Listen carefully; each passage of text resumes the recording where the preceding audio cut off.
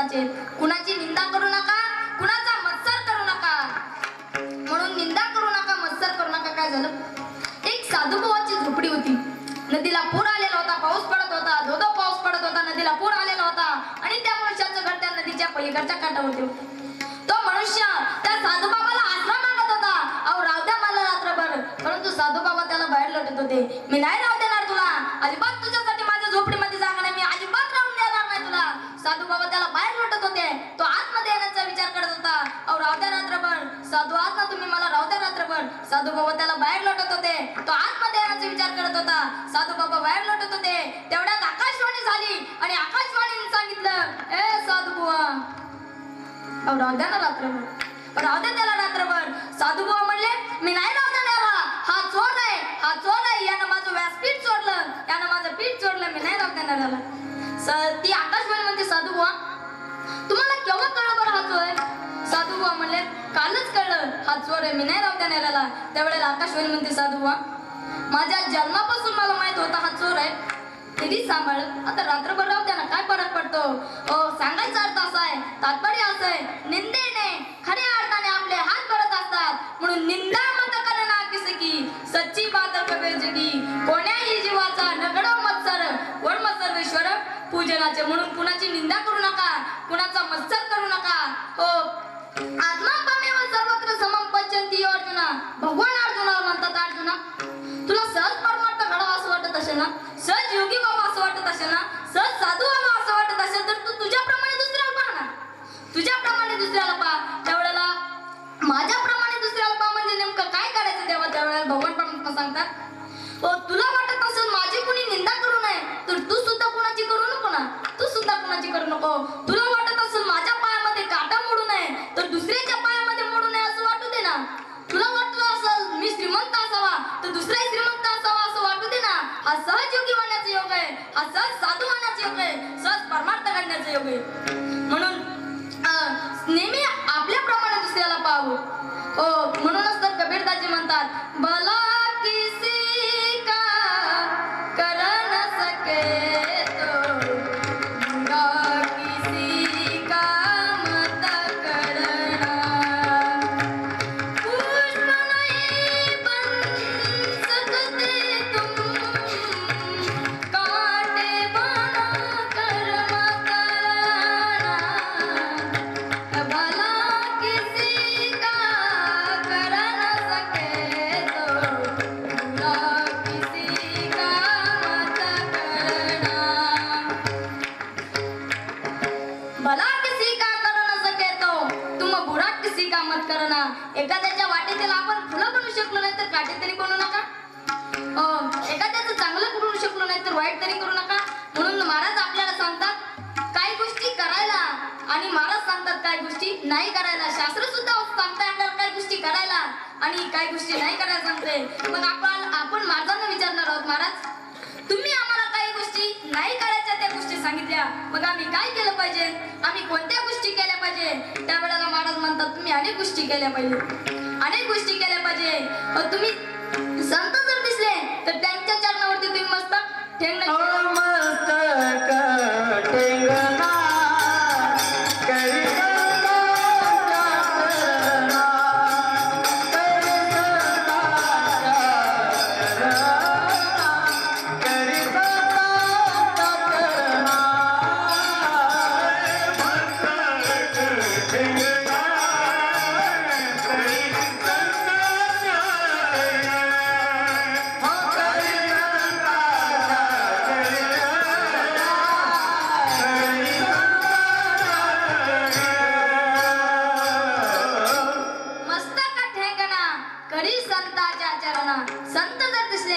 त्यांच्या चरणावरती तुम्ही मस्तक ठेवणं केलं पाहिजे.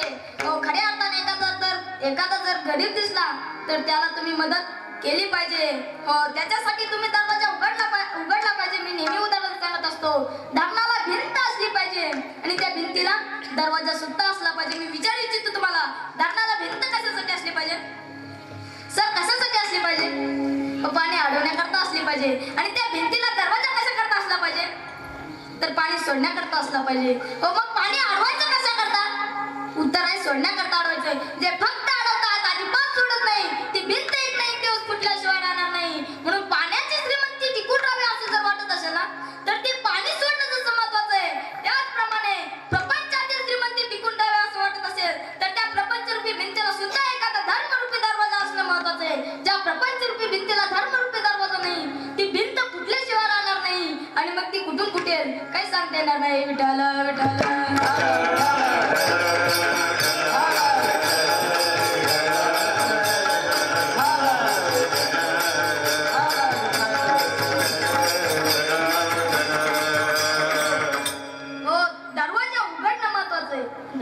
महत्वाचं आहे.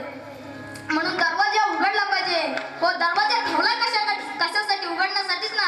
हो, फक्त आपण आपल्या मुलांसाठी, नातवंडासाठी दरवाजे उघडतो.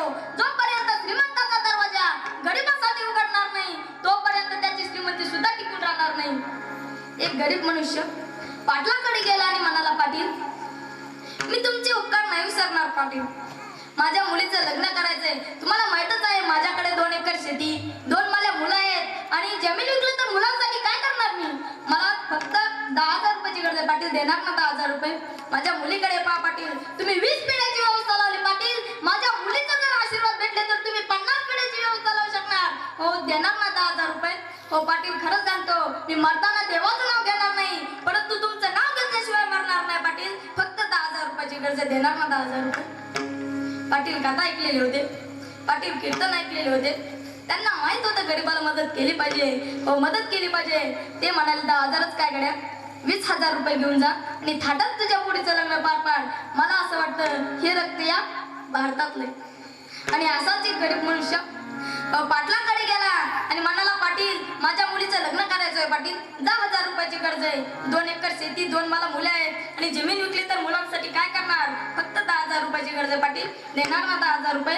पाटील म्हणले, 2 एकर शेती ना, जोपर्यंत त्या जमिनीचा कागद करून देणार नाही तोपर्यंत मी तुला पैसे देणार नाही. मला असं वाटतं ते रक्त आपल्याला तपासावं लागेल. नक्कीच त्यात काही ना काहीतरी भेटच सापल्याशिवाय राहणार नाही. विठाला विठाला.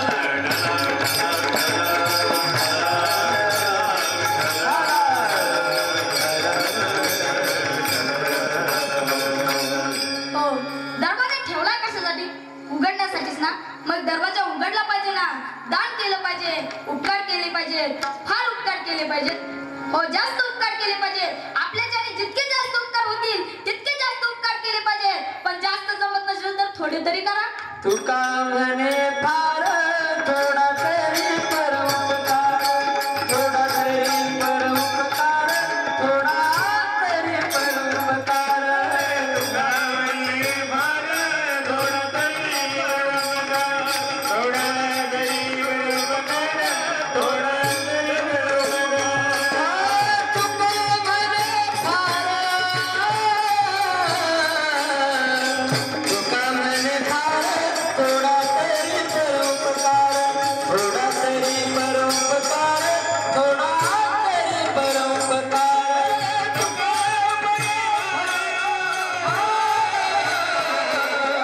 तुका म्हणे फार थोडा तरी परोपकार, थोडा तरी परोपकार, थोडा तरी परोपकार. का म्हणे फार थोडा तरी परोपकार, थोडा तरी परोपकार करा. दूध देऊ नका पण ताक तरी द्या, ताकाचे तरी उपकार करा. अन्न देऊ नका पण पाणी द्या, पाण्याचे तरी उपकार करा. थोडा तरी परोपकार हा माझा संदेश आहे. म्हणजे उपकार केले पाहिजे. वृक्ष एवढा उपकार केला पाहिजे, पशी एवढा उपकार केला पाहिजे, दगडा एवढा उपकार केला पाहिजे. नाही जमत आपल्याला वृक्ष एवढा उपकार तर थोडा तरी करा. वृक्ष किती उपकार करतो? वृक्ष कधी आपल्या फळं खात नाही. पाणी किती उपकार करते? पाणी कधी स्वतःला पित नाही. वृक्ष कधी फळाला खात नाही, पाणी कधी स्वतःला पित नाही. वृक्षाचे फळ हे नेहमी दुसऱ्यासाठी असतात, पाणी सुद्धा नेहमी दुसऱ्यासाठी असतं. पाणी उपकार करतात, वृक्ष उपकार करतात. मग त्या ठिकाणी आपण सुद्धा काहीतरी उपकार केले पाहिजे. मी काही वृक्षाचे उपकार सांगेल बघा तुम्हाला. तुम्ही एखाद्या वृक्षाजवळ जा. आणखी महत्वाचं सांगेल की त्या वृक्षाजवळ जा की जो वृक्ष लवलेला असेल. आणि जो वृक्ष लवलेला असेल ना सर, त्याच वृक्षाला फळं असतात. जो वृक्ष दाट असेल त्याला फळे नसतात आणि त्याच्याकडे सावली नसते. आणि फळं नसतात म्हणूनच तर तो दाट असतो ना.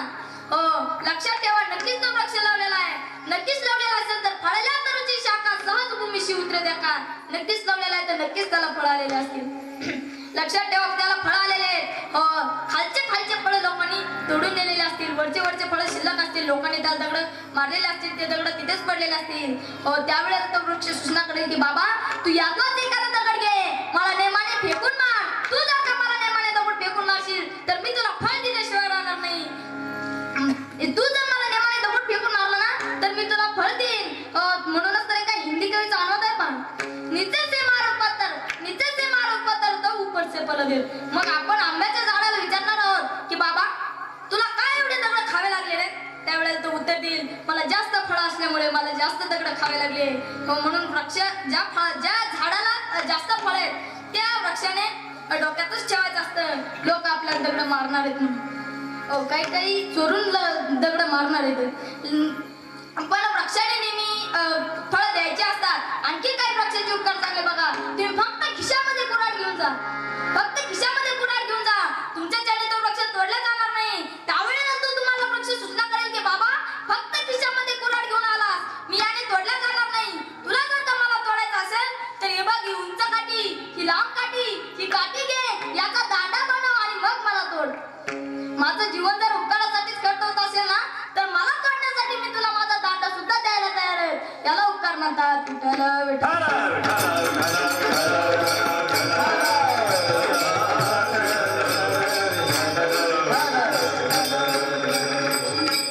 वृक्ष ज्या ठिकाणी उपकार करतोय, दिवा सुद्धा उपकार करतोय. घराचे उजड करावा का बाळकी अंधार पाडावा. पाणी उपकार करतोय. रविचंद्र गुण वृक्षा नदी गावाची सजीवाई ते परोपकार आहे देवेने निर्मिता.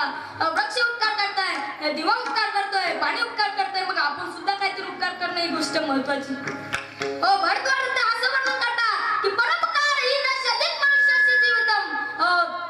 जो मनुष्य जिवंत असून उपकार करत नाही ना त्याच्यापेक्षा मेलेली म्हैस बरी. ती म्हैस जिवंत असताना दूध देत असते आणि मेल्यावरती सुद्धा कातड देत असते. आणि माणसं जिवंत असून जर उपकार करत नाही तर त्यापेक्षा मेलेली म्हैस बरी. म्हणून उपकार जीवनामध्ये महत्वाचे. उपकार कशाला म्हणतात याचा एक विचार आहे. चालता चालता सांगून जाईल कर्तव्य वेगळं असतं, धर्म वेगळा असतो आणि परोपकार वेगळा असतो. कर्तव्य कशाला म्हणतात की एक जणाने असंच ऐकलं, उपकार केले पाहिजेत, उपकार केले पाहिजेत, फार उपकार केले पाहिजेत म्हणून 500 रुपयाचं पातळ विकत घेतलं. आपल्या घरी गेला आणि आपल्या सौभाग्यवतीच्या हातावरती ते पातळ ठेवले आणि म्हणाला बघ मी तुझ्यावर उपकार करतोय. ती म्हणाली याला उपकार नाही, याला कर्तव्य म्हणतात. हे तुम्ही आणलंच पाहिजे, याला कर्तव्य म्हणतात. तर धर्म कशाला म्हणतात. तुम्ही अतिथी, तुम्ही गृहस्थी असाल तर आपल्या दारासमोर एखादं जर अतिथी उभा असेल आणि त्याच्या झोळीमध्ये आपण काही दान देत असेल तर त्याला धर्म म्हणतात. धर्माचा नियमच असा आहे, धर्म केला तर पुण्य भेटत नाही, नाही केला तर पाप लागल्याशिवाय राहत नाही. म्हणजे धर्म केलाच पाहिजे, याला धर्म म्हणतात. विठ्ठल विठ्ठल.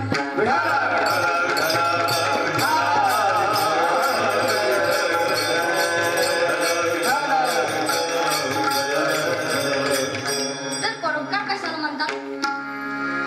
एक उदाहरण सांगते तुम्हाला. ज्या वेळेला ज्ञानेश्वर माऊली सिद्धपेठामधून आळंदीमध्ये माधुगिरी मागण्यासाठी जात होते, माधुगिरी मागण्यासाठी जात होते. तेवढ्यात माधुगिरी मागून आले आणि माधुगिरीची जुळी अशी घेऊन येत असताना एक पगडीवाला माता त्यांना भेटला. त्याचं नाव होतं वेसोबा.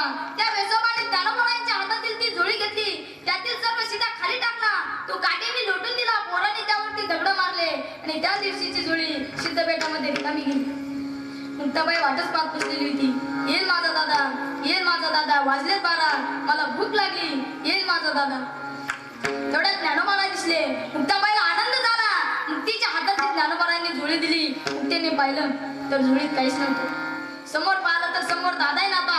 दादा ताटीमध्ये गेलेला होता, ताटी लावून घेतलेली होती. आणि त्यावेळेला मुक्ताबाई खिडकीतून पाहते, दादा गुडघ्यामध्ये डोकं घालून रडत होता. दादा गुडघ्यामध्ये डोकं घालून रडत होता. मुक्ताबाई पाहत होती आणि मुक्ताबाई समजून सांगू लागते दादाला, दादा रडू नको रे दादा, रडू नको. समाजाचं चांगलं काम करण्यासाठी जी माणसे पुढे येतात ना त्यांनाच हा समाज रडवतो. हे समाजाचं दुर्भाग्य. ज्ञानोबारायांना समाजाने रडवलं, बंकट स्वामींना या समाजाने रडवलं, भीमसिंग बाबाला या समाजाने रडवलं, वामन भाऊंना समाजाने रडवलं, भगवान बाबांना समाजाने रडवलं. आता जे जे माणसं समाजाचं चांगलं काम करण्यासाठी पुढे येतात ना त्यांनाच हा समाज रडवतो. हे समाजाचं दुर्भाग्य आहे. विठ्ठल विठ्ठल.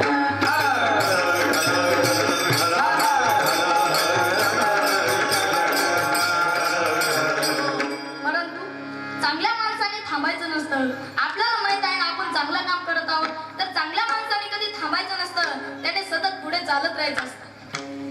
बाजारातून जर हत्ती चालत असला तर कुत्रे भुंकत असतात. कुत्र्याचं भुंकणं हा स्वभावच आहे. परंतु कुत्रे भुंकतं म्हणून हत्तीने त्याच्या अंगावरती धावून जायचं नसतं. हा हत्तीचा अपमान आहे. भुंकू द्या कुत्र्याला. कुत्र्याचा भुंकणं हा स्वभावच आहे. त्याचप्रमाणे चांगल्या माणसाने कधी थांबायचं नसतं.